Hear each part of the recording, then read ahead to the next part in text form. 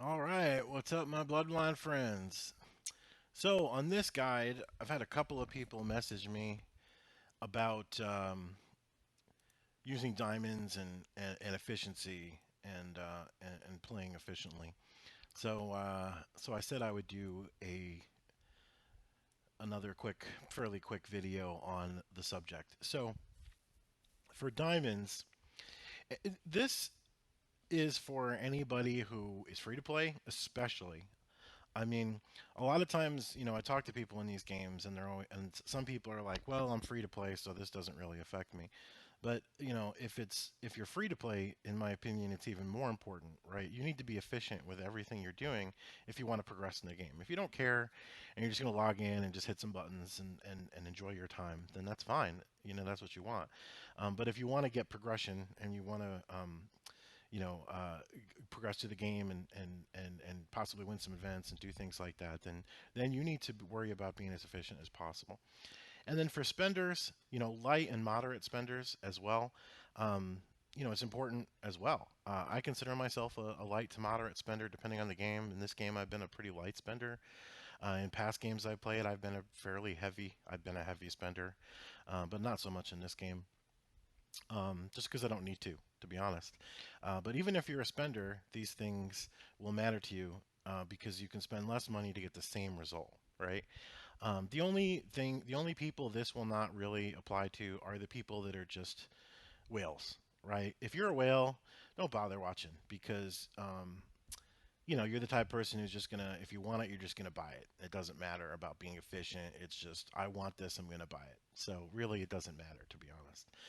But for 99% of the game community that are free to play, light or moderate, this would be relevant to you. So anyway, so diamond usage, right? Most people agree that the number one best use for diamonds is in the intimacy challenge to buy the value pack. So right now in this server, I am currently on the intimacy event, right? The intimacy challenge.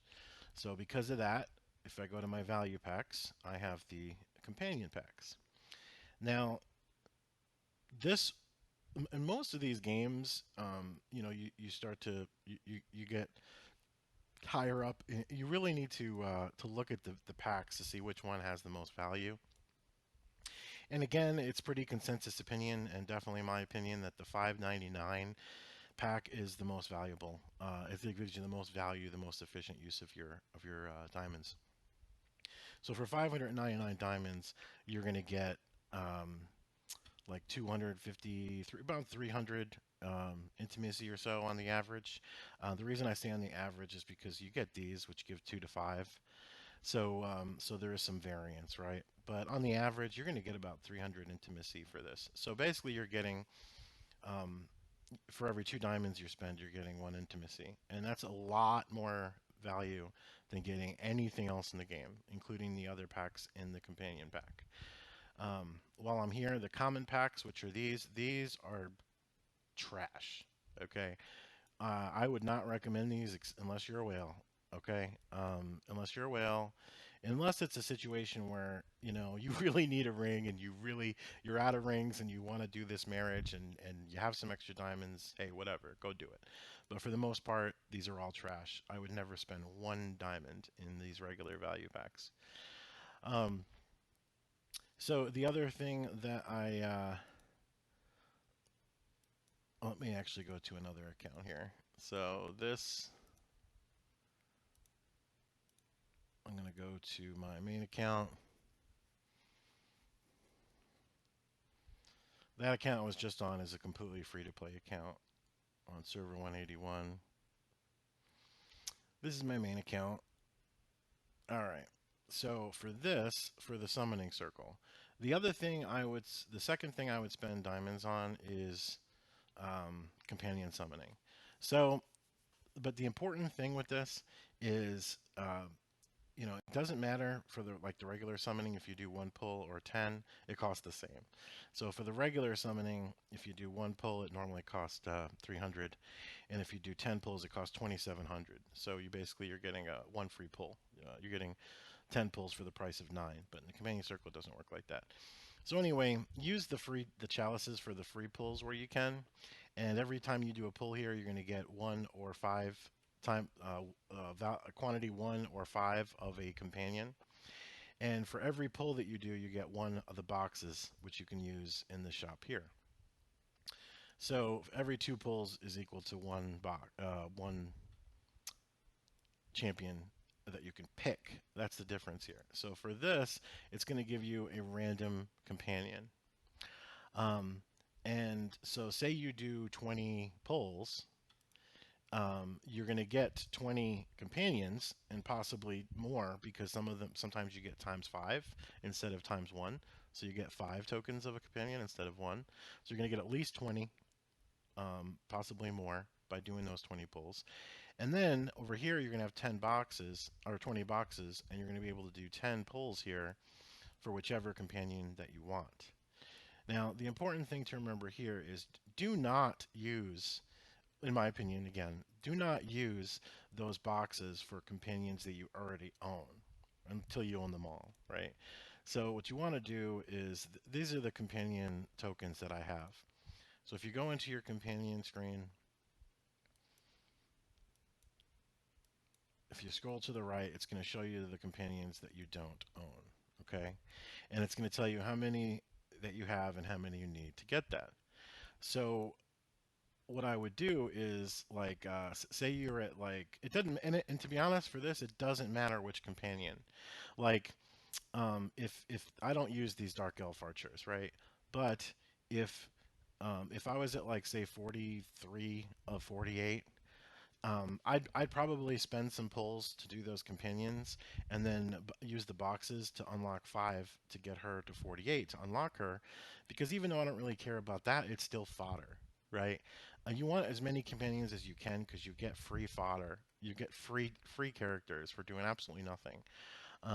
You just make babies. So you want all these unlocked, and then the other reason you want them unlocked is for companionship, because companionship is going to give you boosts to your districts. And when you unlock more companions, like this one, I only have one unlocked right now, so these other two are not open to me, so I can't advance them, and I can't get extra gold in my districts. So that's another reason why you want all your companions unlocked. So use the companion circle to get some free companions by doing pulls, and then use the boxes towards companions that you don't already own. That's the second thing I would use diamonds with. Um, and then the thing is, for the summoning circle, I know in Discord, a lot of the people will say, don't do pulls, don't do pulls. I do pulls sometimes. I mean, you get your free ones, right? I'm saving these because Loomis event is coming up again, and I'm going to use them there. But, I do some pulls sometimes, especially if you're a light to moderate spender.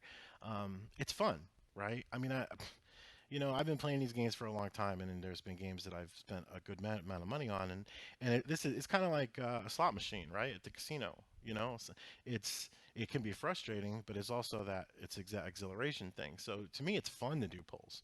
So I'll do like a 10 pull every once in a while and spend some diamonds on it, because it's like pulling that arm on the slot machine or hitting that button, and you get a jackpot. Like, ooh, cool, some mythic champions. The smart play here might be putting those diamonds into companions, sure, right? But um, sometimes you can get something you need, and something you don't have a mythic companion in yet, get a mythic version of it, or a legendary, or whatever. And more importantly, it's fun. And what's the point of playing a game if you don't have fun? So if it's something you have fun with, go ahead, do a pull every once in a while. I have a lot of friends that play these games that'll just randomly do one pull here and there, just that one pull of a slot machine. I generally do 10 pulls myself, but hey, go for it. But just don't go crazy. Unless, again, you're a whale, then go ahead. But even if you're a light or moderate spender, I would not go crazy with the summoning circle. I would invest it in other things. Um, the one last thing I will say with, and for diamonds, I wouldn't, like, for instance, right now, I have arena and air challenge in my main server, right? So the value packs for that, not good. I mean, this is a skill book one you get because of the arena one. I would not spend diamonds on these things. It's just not worth it. I mean, this I mean, come on, this is garbage. You get not even close to the intimacy you get for the same amount of diamonds during the intimacy event. Do not buy this, people. Do not buy this. I don't buy any of the value packs, to be honest, other than the intimacy. I just don't think any of them are worth it.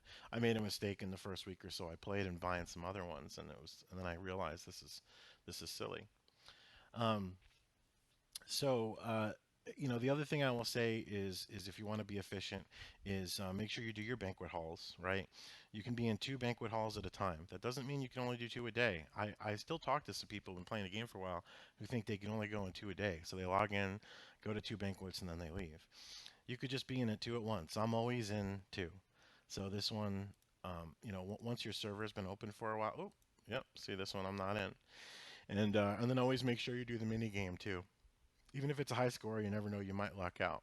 I'll do that afterwards. I still have 4 hours until this one ends, but always make sure you're in at least 2, or in your 2 banquets, and make sure you have your banquet going on as well. That's You can get tons of free stuff from banquet. I say free, but I mean it costs 1,000 gold or whatever. I mean it's nothing. So it's basically free, and you get all kinds of free stuff, books, energy potions. I mean, you name it, you get all kinds of free stuff. The other thing is make sure that you're upgrading in a timely fashion. So what I mean by that is, for the events, like if the air challenge is coming up, try to fill your air screen with all your babies, and put them at 0 beforehand. Don't actually level them up, or very little, and try to put babies in there that are like 0 of 78, like the 3-star ones instead of the 1-star ones, to maximize how much you can do, and depending on how many energy potions you have to be able to level them up. And then when the challenge starts, you'll have all those babies in there, ready to go. For district, I only upgrade my district during the district event. That's it. So for district, you want to save food, and you want to save the construction plans, because that's the only thing you get points on. For hiring workers and using construction plans, nothing else. So feel free to maximize um, the champions that are in there at any time. That doesn't matter. Feel free to go in your companions and upgrade your companionship. That doesn't matter. Uh, Go ahead and do all that stuff. That's not going to affect your district score. So the other thing is, for intimacy event, I only use intimacy during the intimacy event, right? Um, that's the other way. You always want to make sure you're only using intimacy during intimacy event. Charm, use charm during intimacy event. That's basic stuff. For the might challenge, try to fill your um, try to fill your all your heirs with the highest tier that you have. So if you have mythic babies unlocked, once you get this to 15 of 15, keep it there. Don't develop it, right? And then leading up to the might event. And then you can fill all 15 of these, have 15 fully developed babies, and as soon as the might event starts, boom, develop them all, and you got 15 mythic champions, and you're in the beginning, an automatic, 15 to 20 some odd million to 20 million might right off the bat at the event starts.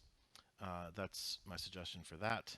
Also, if say you're close, like might event starts tomorrow, and you're about to make one of your heroes go from 10 star to 11 star, just wait to do it till tomorrow, right? And get the points then. Um, this game is it's a marathon, not a sprint, right? So I like to maximize what I do to be able to finish towards the top in most of the events. Um, the only event I really don't care about is Arena. I mean, just do your 5 free every day in Arena. Don't use your other ones, and then use them during the Arena event. If you want to try to win one, then I'd recommend, just doing your 5 free every day and skip a couple of the Arena events. Just do your 5 free every day and don't do any else. And then, if you're not a spender and you want to you win an event for the Arena, save up those tickets and then use them all during one of the arena challenges. But don't use any of those arena tickets outside of the 5 free. Just do your 5 free arena fights on a daily basis. All right, that's pretty much all I got. This was a lot longer than I planned it to be. So if there's any questions, feel free to put in the comments down below or go on the Discord and ask us there. Again, great community. I know I say it all the time, but thanks for listening, guys.